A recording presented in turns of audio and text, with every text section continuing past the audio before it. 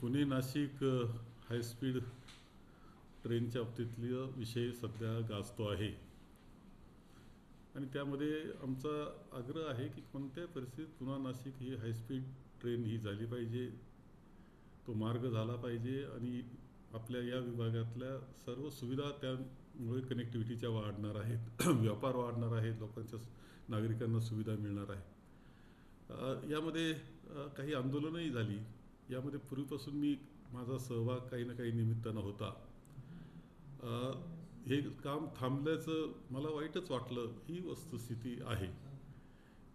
तथापि आता सगळ्या आंदोलनानंतर आणि चर्चेनंतर माननीय पालकमंत्री, माननीय रेल्वे मंत्र्यांना भेटलेले आहेत, राधाकृष्ण विखे पाटील रेल्वे मंत्र्यांना भेटलेले आहेत। मला फक्त एक माहिती त्यांच्याकडून पाहिजे, जनतेला पाहिजे, ती दिली तर आणखी चांगलं होईल की त्यांनी ज्यावेळेस रेल्वे मंत्र्यांना ते भेटले त्यावेळेस त्यांनी कोणत्या मार्गाच्या बाबतीत आग्रह धरलेला आहे। याच्यामध्ये दोन मार्ग स्पष्टपणे आता दिसत आहेत की जो पोखरी हवेली स्टेशन असणारा समनापूर पोखरी हवेली किंवा देवठाणा, हे दोन मार्ग तर आम्हाला दिसत आहेत। यांनी कोणत्या मार्गाचा आग्रह यामध्ये धरलेला आहे आणि या मार्गामध्ये हे मार्ग कसे जातात या बाबतीतली थोडी माहिती द्यावी, त्या माध्यमातून जनतेला विश्वासात घ्यावं ही अपेक्षा आमची आहे। नाही, पालकमंत्री महोदय चांगल्या हेतूनच भेटले असतील असं माझं पक्कं मत आहे।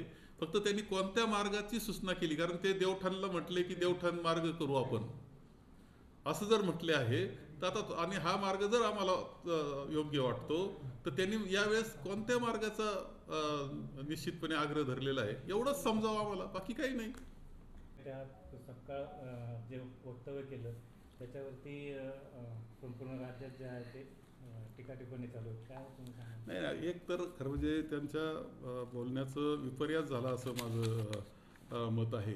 तर माननीय हर्षवर्धन सपकाळ आमचे अध्यक्ष आहे आणि त्यांनी एक म्हटलं होतं की छत्रपती शिवाजी महाराजांपासून स्फूर्ती घेऊन ते परकीयांविरुद्ध लढले टिपू सुलतान, हे वाक्य पहिलं लक्षात घेतलं पाहिजे का त्या टिपू सुलतानांनी सुद्धा छत्रपती शिवाजी महाराजांना मानलंय याच्यामध्ये, ही पहिली गोष्ट आपण लक्षात घेतली पाहिजे।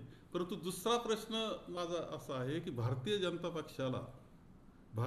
पक्षाला या विषयावर बोलण्याचा अधिकार आहे काय? त्यांनी भगतसिंग कोश्यारी आपले राज्यपाल होते, त्यांनी काय तुलना केली होती छत्रपती शिवाजी महाराजांची? त्यांना तर तुम्ही त्यांचा सन्मान केला, त्यांना पद्मभूषण केलं वाटतं, म्हणजे कशा करता छत्रपती शिवाजी महाराजांचं त्यांनी अवहेलना केली होती खरं म्हणजे। त्यांनी तर त्यांचं पद्मभूषण झाले ते। प्रशांत कोरटकर काय बोलले होते, सुधांशी त्रिवेदी काय बोललेले आहेत, आपण सगळे आठवा, श्रीपाद छिंदम काय, राहुल सोलापूरकर काय बोलले होते।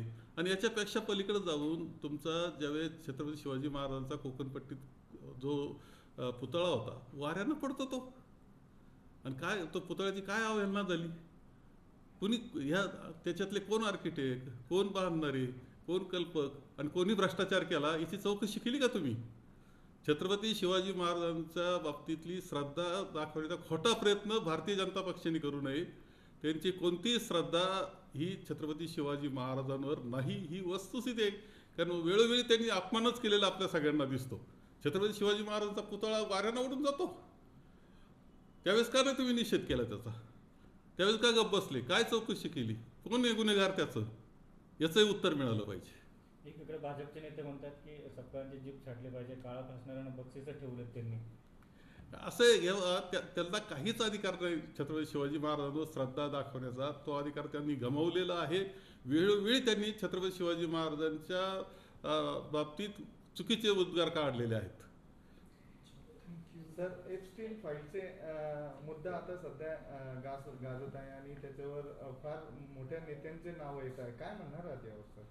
नाही, आता आपण तर सर्वजण ऐकतोच आहोत, परंतु एप्स्टीन फाईलनं काय कोणाचं बदनामी काय याच्यापेक्षा आमच्या शेतकऱ्याचं मात्र मोठं नुकसान त्या एप्स्टीन फाईलनं केलेलं आहे। केवळ त्यामुळं अमेरिकेबरोबर करार करावा लागला आणि शेतीमालाचं 0 ड्युटी बसणार आहे त्याच्यावर, आणि ते आवक अमेरिकेची होणार आहे। ते मोठाले श्रीमंत शेतकरी जे आहेत अमेरिकेतले, ते इथं काही शेती उत्पादनं पाठवणार आहेत। एप्स्टीन फाईलनं फार मोठा तोटा आमच्या महाराष्ट्रातल्या आणि देशातल्या शेतकऱ्यांचा केला, ही वस्तुस्थिती आहे। आणि आमचं माल मात्र तिथं जातं आणि 18% टॅक्स त्याच्या उलटा ड्युटी बसणार आहे. याच्यापेक्षा काय ती एस टी फाईलचं काय, कोण राजीनामे देतंय, कोण गप बसून घेतंय, याच्यावर आम्हाला काही नाही. आमच्या शेतकऱ्याचं काय होणार, त्या एस टीचा काही संबंध नसताना आम्हाला त्रास होऊन राहिला शेतकऱ्याला, ही वस्तुस्थिती आहे.